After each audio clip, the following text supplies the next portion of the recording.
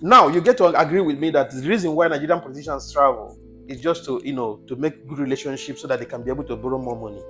That's one of the reasons why they travel a lot. They travel a lot. Even the time of the Buhari travels a lot. Tinubu travels a lot just to go and make smoothing relationships so that it can be easy for them to borrow more money. That's my own opinion on what I understand, the reason why they travel. If they are coming to tell you, we are traveling to strengthen relationship and all that, no, it's a lie.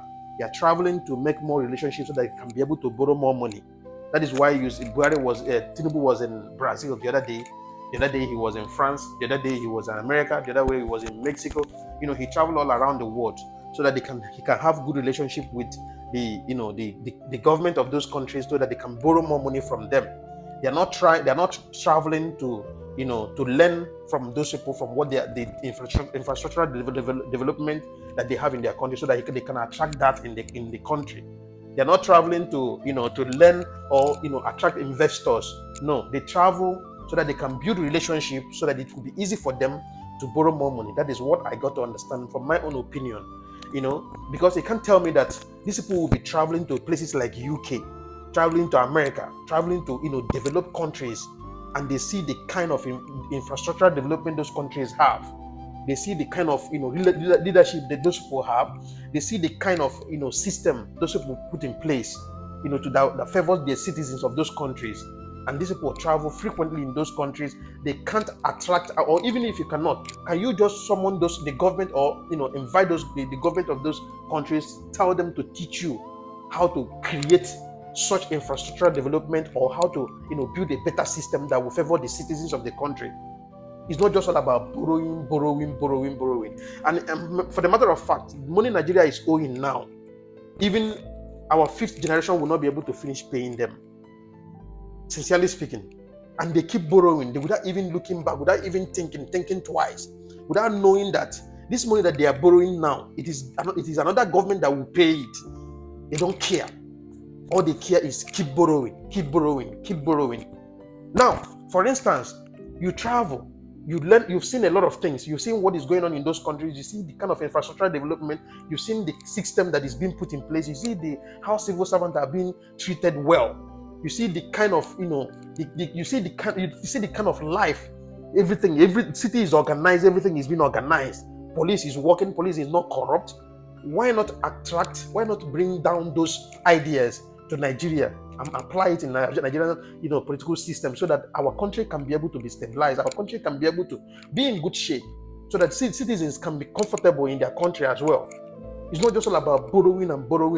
Now, it's not just only borrowing. Now look at it in the other way, and from my own perspective, in another angle. Civil servants in Nigeria, minimum wage in Nigeria today is 70,000 naira.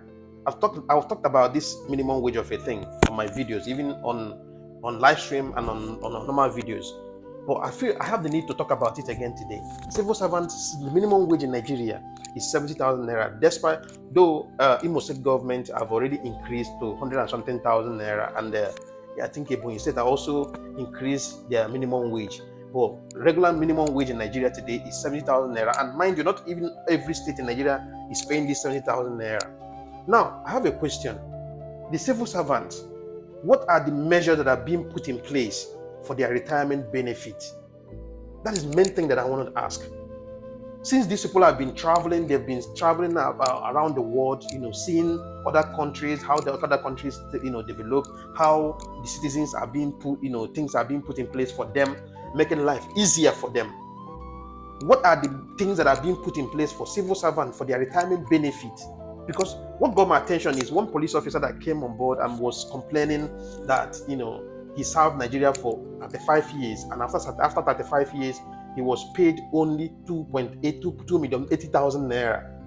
That is what you paid a civil servant that served Nigeria for 35 good years. And mind you, 2 million plus something is not even up to $1,500. So $1,500 is what you can pay a civil servant that served the country for 35 years. Is that not a big shame to the Nigerian police authority, not just only Nigerian police authority, for Nigeria as a country? It's a big shame. And this is one of the reasons why when you talk about corruption I will tell you that corruption will never stop in Nigeria, will never end in Nigeria until we tackle the root of corruption. Tackling the root of corruption is this civil servant that is serving their fatherland, that is serving Nigeria. Make sure that you pay them well. That's number one. Number two, make sure that they have retirement benefit that will suit their convenience. Not just only retirement benefit, just maybe 2 million, 3 million. Make sure that they will have confidence that at the end of their service, that something tangible will be put in place for them. Build affordable homes for civil servants. At least they can be able to own house and pay by mortgage. It's as simple as ABCD. This is what we're asking for. Are we asking too much?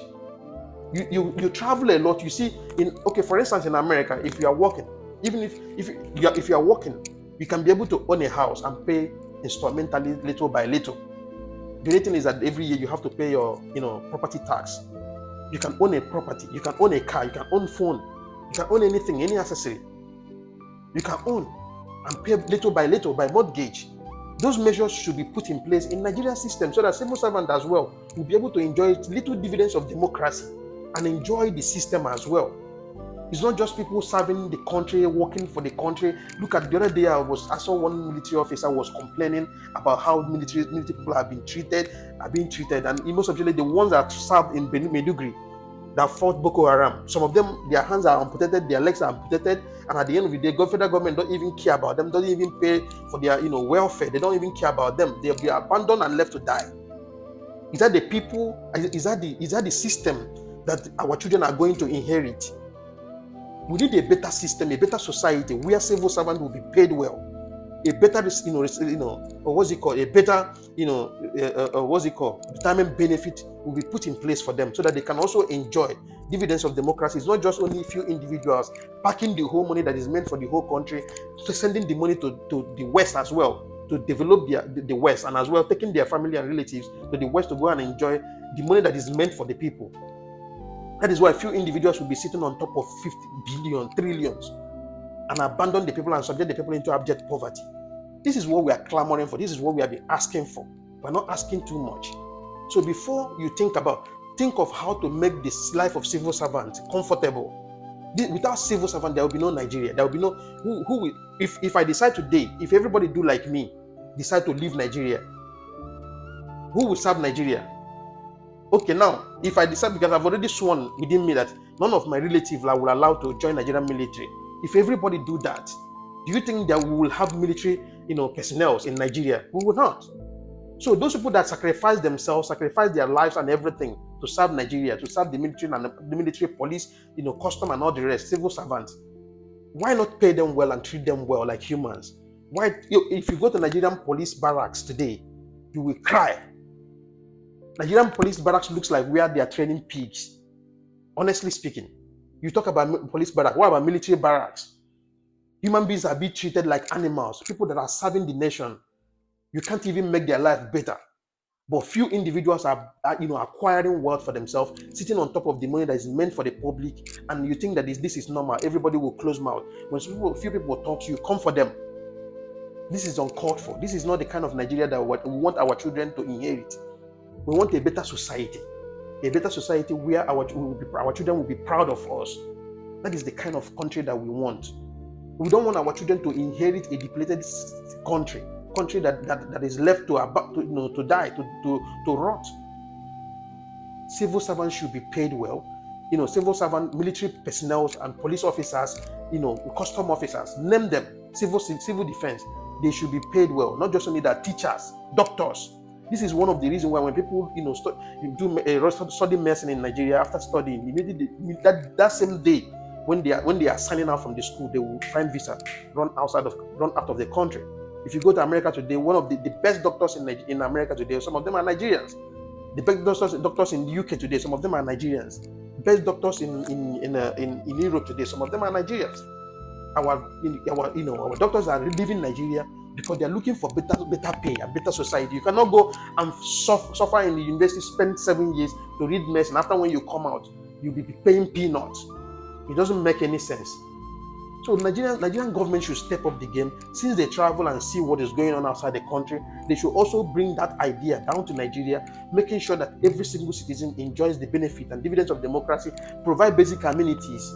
basic amenities, very minor things, pipe-borne water, constant electricity, good security, so that people will be comfortable when they're coming home. Good security. These are the things Nigerians are asking for. They're not asking too much. Not few individuals packing the money alone and enjoying alone. It's uncalled for. Thank you very much. See you guys in the next one.